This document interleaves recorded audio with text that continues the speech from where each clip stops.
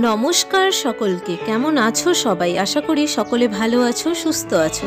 এই দেখো আমি বাড়ির উদ্দেশ্যে রওনা দিছি আর চলেও এসেছি। আর এখানে দেখো আমার দুই দিদা আর ঠাম্মা 9 মাইলে কীর্তন হচ্ছে, তো কীর্তন শুনতে যাচ্ছে। কে আসছে দেখছো? দেখো দেখো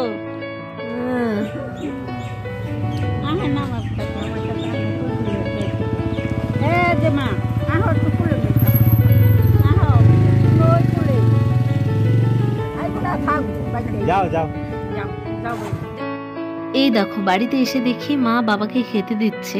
তো আর আমি এখানে হচ্ছে পকোড়া ভাজছিলাম, মাই ভাজছিল, তো আমি বললাম তুমি খেতে দাও বাবাকে, আমি ভেজে নিই। শেফ আমাদের ওই যে আরেকজন খাওয়াচ্ছে বৈশীকে। এই যে বৈশী, হাই করে দাও বাবা, হাই করে দাও, হাই হাই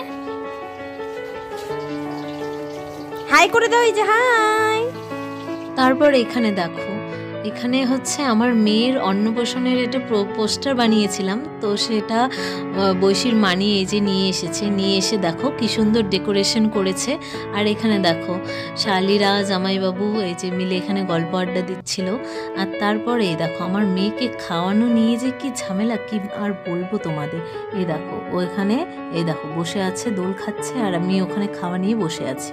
তো একে যে কত ভুলিয়ে ভালিয়ে খাওয়াতে হয় কি আর বলবো তোমাদের। এই দেখো ওর মানিও ওর সাথে খেলছে। তারপরে এই যে সন্ধ্যাবেলা বৈশীর মানি রেডি করে দিচ্ছিল।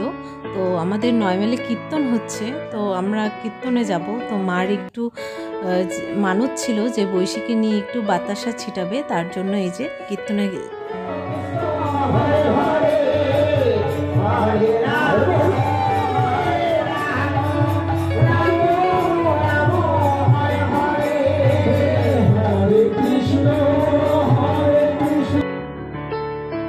আর এখানে দেখো বৈশীর মিমি বৈশীর বাবার কাছে আবদার করেছিল যে ভাপা পিঠা খাবে। তো শালি আবদার করেছে জামাইবাবু খাওয়াবে না, তা কখনো হতে পারে।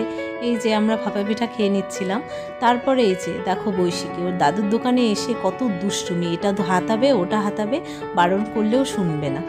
চলো আজকের মতো ব্লগটা এতটুকুই। ভালো লাগলে অবশ্যই একটা like, comment, share and subscribe করে দেবে। আর দেখা হবে নেক্সট অন্য কোনো ভিডিওতে।